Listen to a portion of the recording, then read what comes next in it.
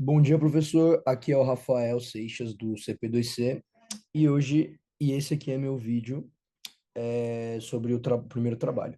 Bom, como vai funcionar esse vídeo? Eu vou pegar cada imagem do moodboard que eu fiz, que eu chamei de Entre o Inferno e a Razão, a manipulação da publicidade e a crise da modernidade. Vou pegar cada uma dessas imagens e relacionar tanto com os conceitos das aulas, do meu texto resumo e com os textos que você disponibilizou no Canvas. Bom, agora falando sobre nossa primeira imagem chamada Razão X ou contra o consumo.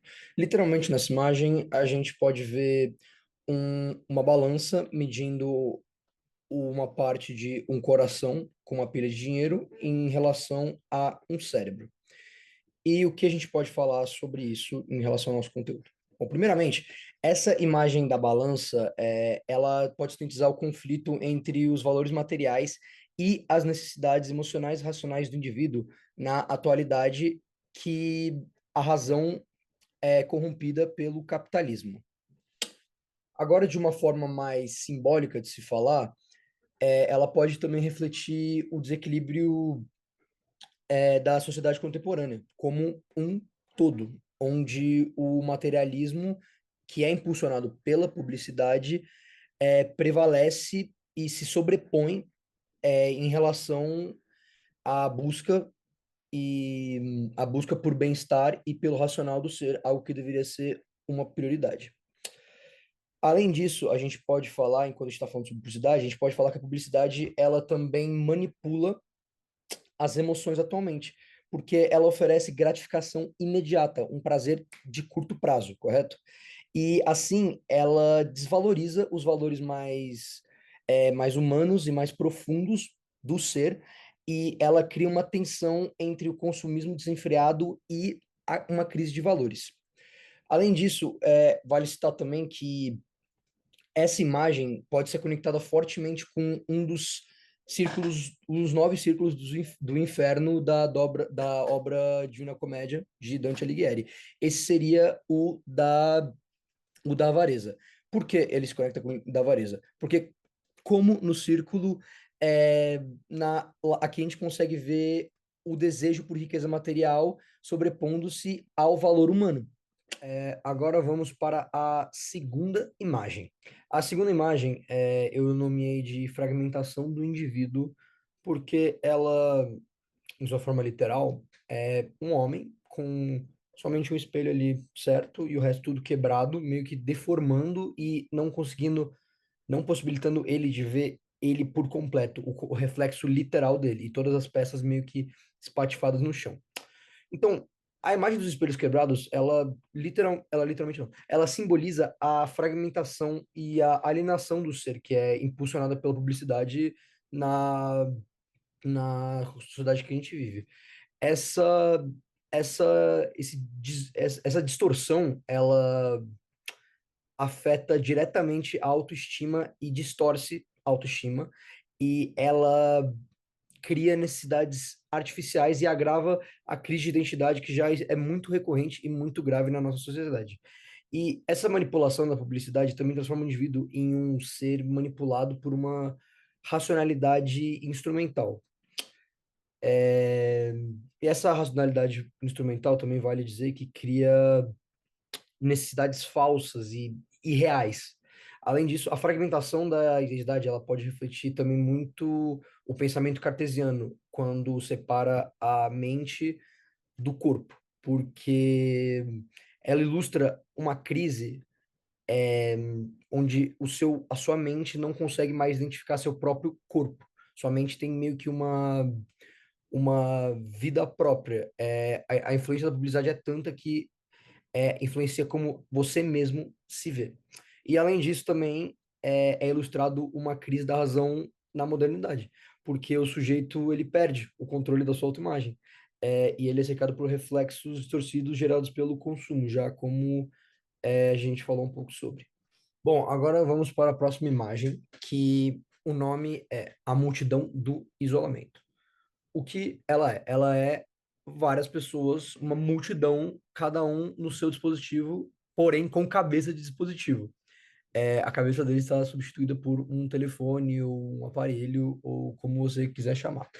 Bom, essa é uma crítica clara ao uso da tecnologia hoje em dia. Porque essa imagem de pessoas com as cabeças substituídas por dispositivos eletrônicos é uma metáfora para alienação digital, pode-se dizer.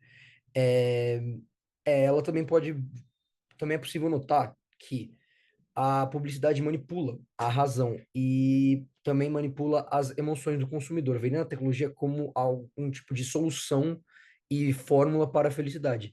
Isso novamente reflete uma racionalidade instrumental que transforma o indivíduo em um ser controlado por esse consumo desenfreado que a gente vive hoje em dia.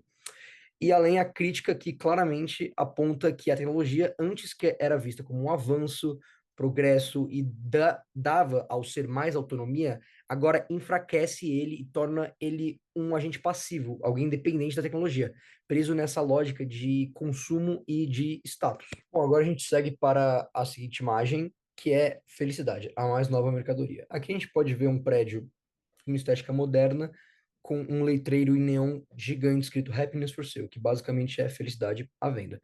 Isso claramente é, isso claramente simboliza uma crítica à comercialização das emoções pela publicidade. Como a gente viu na última imagem dos telefones, cada vez mais o produto é associado com o sentimento, como uma fórmula para atingir certo sentimento.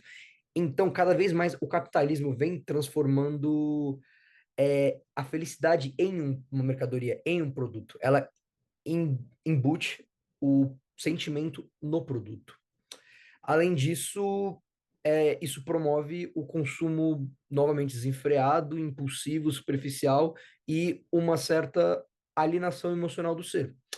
A razão, agora subordinada ao lucro, distorce o bem-estar humano. E também a busca meio que insaciável por riqueza é comparada novamente com o círculo da avareza do inferno de Dante, onde a verdadeira satisfação ela nunca é alcançada.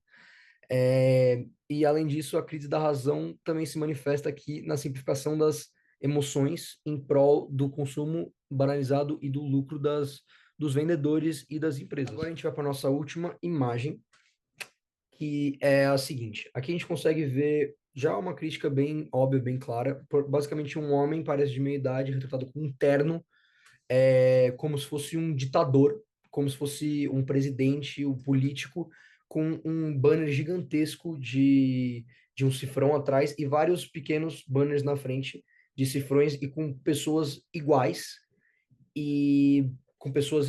basicamente em fileira na frente do banner, como se fossem soldados ou pessoas saudando o signo do cifrão. Aqui, esse, essa pessoa no meio basicamente simboliza a publicidade, o que a publicidade está impondo atualmente nossa sociedade. E aqui embaixo se representam os consumidores, os passivos. Esse cifrão quer representar a nossa busca constante no material, a nossa algo que a gente vê muito na nossa sociedade. A busca incessante por bens materiais, é sempre o cifrão que está no comando. É sempre o material, como a publicidade manipula as emoções, como a gente sempre está atrás de coisas novas e mais e mais e mais. Somos almas sempre insatisfeitas, assim como as almas no Inferno de Dante. E também dá para falar como a crise da razão surge quando a ciência e a lógica são usadas para dominar. E o cifrão, ele reflete o controle consumista sobre as emoções e as escolhas do ser humano atual, perpetuando assim um ciclo de insatisfação e consumo vicioso. Bom, agora vamos partir para as peças publicitárias presentes no meu mood board. Primeiro, a campanha da Apple Think Different. A campanha Think Different, ela celebra a individualidade e a inovação, promovendo a ideia que o uso de seus produtos permite que o consumidor se destaque como alguém disruptivo, como as pessoas que a gente vê aqui na tela, que só são gênios dos seus respectivos campos.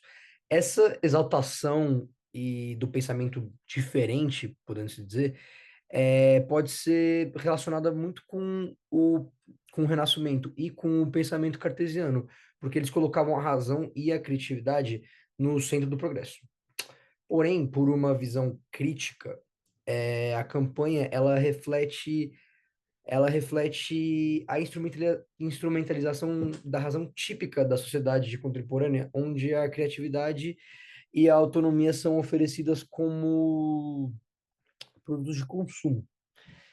É, e isso também perpetua falsas expectativas e algo irreal que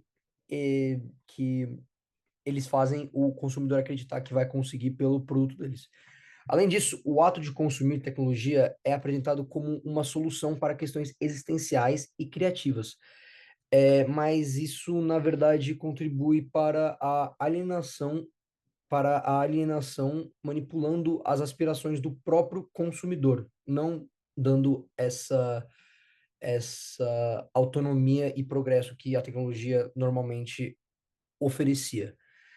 E também tem uma grande relação com os Infernos de Dante, porque quando a campanha apela para o ego e para a vaidade, mostrando aqui essas pessoas icônicas, ela pode levar a uma busca insaciável por status e poder pela tecnologia da Apple. E isso se assemelha à armadilha dos ciclos de desapontamento e de desapontamento presentes na visão dantesca. Agora vamos para a próxima peça, que é da Victoria's Secret, The Perfect Body. Essa campanha exemplifica a exploração dos desejos humanos ao promover a ideia, o ideal intangível que é o padrão de beleza para as mulheres hoje em dia. Dá para comparar, isso desperta no humano a ideia que eles também devem ser assim. Então, dá para se comparar com a busca incessante por prazeres observada no círculo da luxúria, no inferno de Dante. E assim como as almas que estão no inferno dantesco, aprisionadas num círculo interminável de insatisfação, essa campanha perpetua a ideia que a felicidade depende da obtenção de um corpo perfeito. Isso gera também frustração contínua nos consumidores, além de problemas de autoestima e também distorção da autoimagem, como a gente viu em algumas imagens atrás. É, Além disso, também tem o uso distorcido da racionalidade moderna, especialmente a separação cartesiana entre o corpo e a mente. Isso se reflete na objetificação do corpo feminino. A mente e o equilíbrio emocional são desconsiderados totalmente, principalmente o das mulheres. E o corpo se torna um objeto a ser moldado para atender padrões superficiais e vender os produtos da própria marca, que são mostrados aqui na campanha.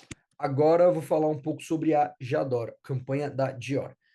A J'adore, ela manipula muito o desejo do consumidor por luxo, poder e status, prometendo que o uso desse perfume proporciona elevação social e estética. Como eles fazem isso? Primeiro que, para começar, eles usam como modelo a Charlize Theron, que é uma das mulheres mais considerada uma das mulheres mais bonitas do mundo pelos padrões atuais, e é a musa de muitas e muitas mulheres.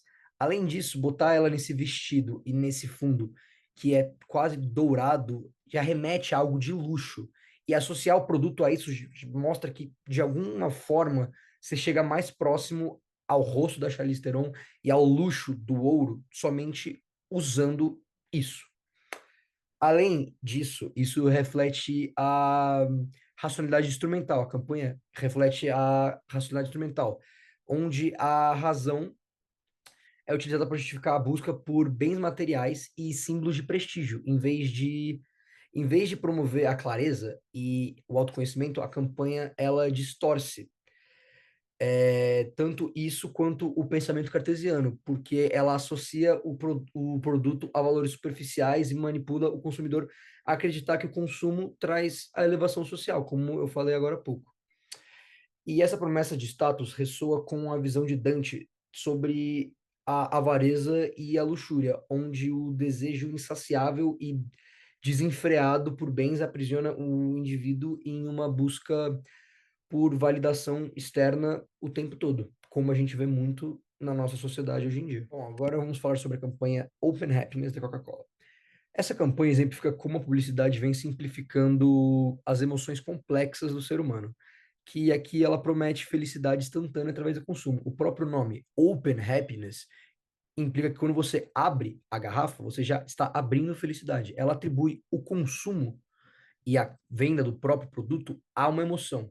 Novamente, conectando com a imagem que a gente falou agora, que eu falei agora há pouco sobre a felicidade, a mais nova mercadoria, falando como as emoções vêm se tornando cada vez mais uma mercadoria.